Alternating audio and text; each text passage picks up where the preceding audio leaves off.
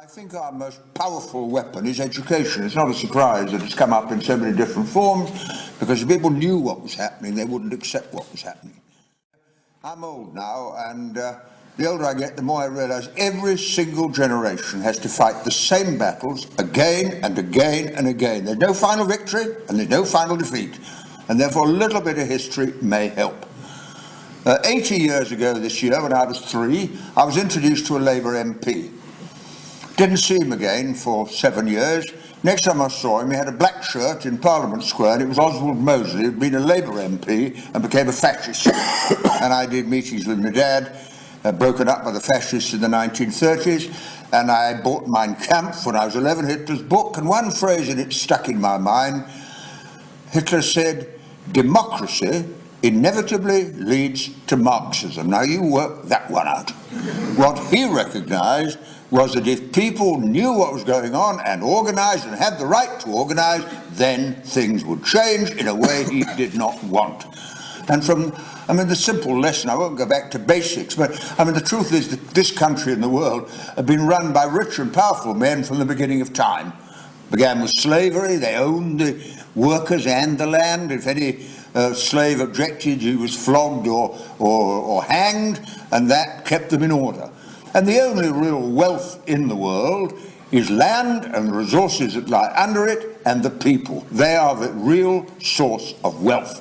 And until really quite recently, working people had no rights at all. In 1834, which is only about 90 years before I was born, only 2% of the population had the vote. They were all rich men. Women didn't have the vote at all. And out of trade unionism came the change. The Chartists, votes for men, the suffragettes, votes for women, trade union movement wanted representation in Parliament, Labour Party was formed, adopted a socialist programme, and that was the first real change. And of course, when the slump occurred in the 1930s, it produced, and I'm so glad the campaign against the BNP has been mentioned, of course, it was Hitler used the Jews and the communists as an excuse to get into power, and he said to them, "Give me votes, give me power," said Hitler, "I'll give you jobs." He did give them jobs. Put half of the unemployed in the army, other half in the factories, and there was another war, and we lost 105 million people in 2 world wars from 1914 to 1940. 105 million people died, and that was the price of capitalism and imperial competition. And then things did change. I know it's popular to have a go at the Labour Party, no good at all, but I'm very proud I was in the Labour Party in 1945, because if you look at our manifesto, it was very clear. It said the interwar slumps were not acts of God or result of strange forces. It was the direct result of too much economic power in the hands of too few men who behaved like a totalitarian oligarchy in the heart of our democratic state. They had and they felt no responsibility to the nation. And out of that came what we did, and I'm very proud of it. We introduced the health service. We were absolutely bankrupt, but we introduced the health service because that was needed. And we introduced the beginnings of the welfare state. And so it wasn't perfect. God knows it wasn't perfect. But you see, what that came out, and Lindsay made the point in her speech, the recognition that in wartime there are no economic arguments at all. I've never heard a general say, "I can't bomb Baghdad this month because I've exceeded my budget." In wartime, you do whatever is required. And we should adopt the principle that in peacetime, you do whatever is required. People want jobs, they want homes, want a decent income, they got education for their kids, they want health care, if they're unemployed to be protected, if they're old to be looked after, and they want peace. That's what people want. And the tests of a policy should be whether those obligations are met or not. That's the test. And you see, when you come to the Thatcher period, this is what's so interesting. Thatcher was a much cleverer woman than we give her credit for. She knew perfectly well the strength of the labour movement lay in 3 sources of power. One was the trade union movement. So she took on the miners, described these courageous and skilled people as the enemy within. For God's sake, what an insult to the people who built our economy in the sweat of their labour. And she introduced legislation that made trade unionism actually illegal. Which is still there.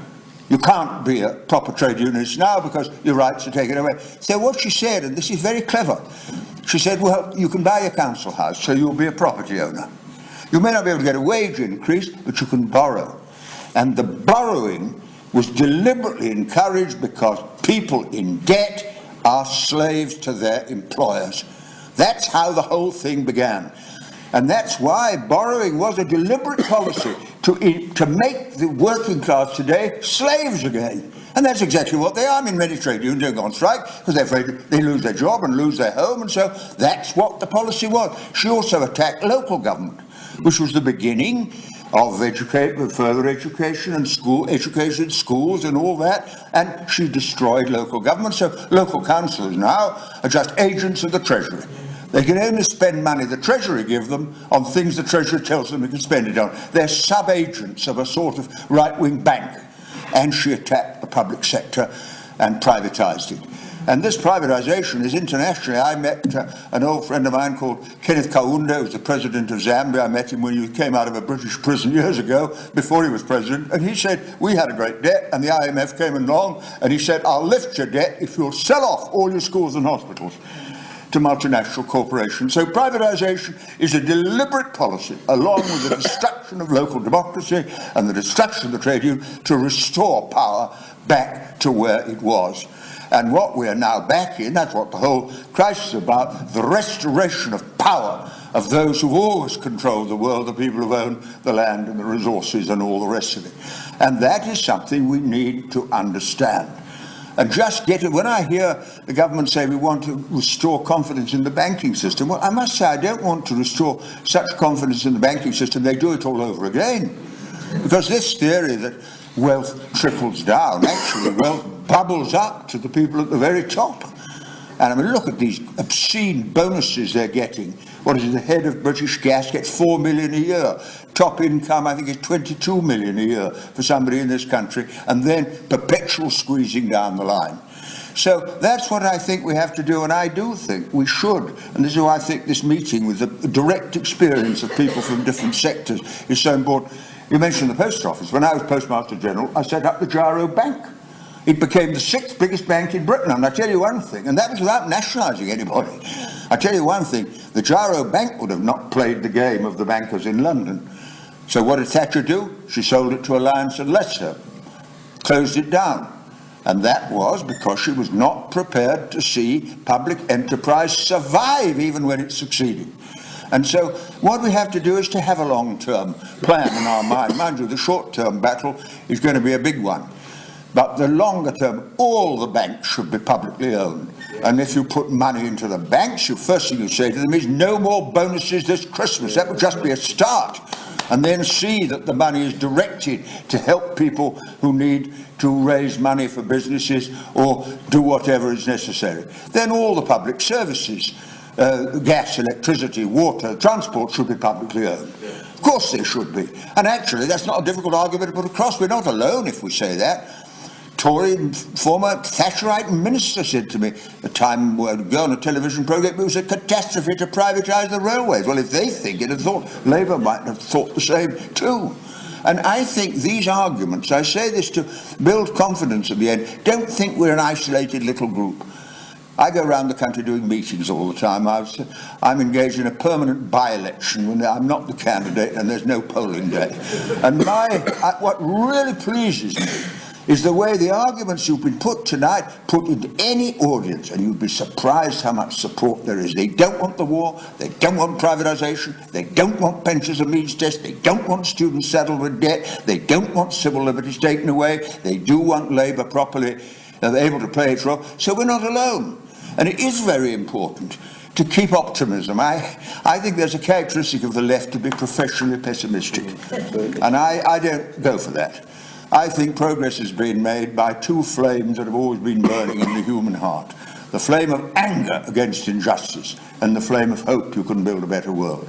And if this meeting leads to more meetings like this where we can exchange our experience and keep those two flames burning, maybe this is a turning point, but not for quite the reason that New Labour thought it might be. Thank you for asking me anyway, and if I got to slip off.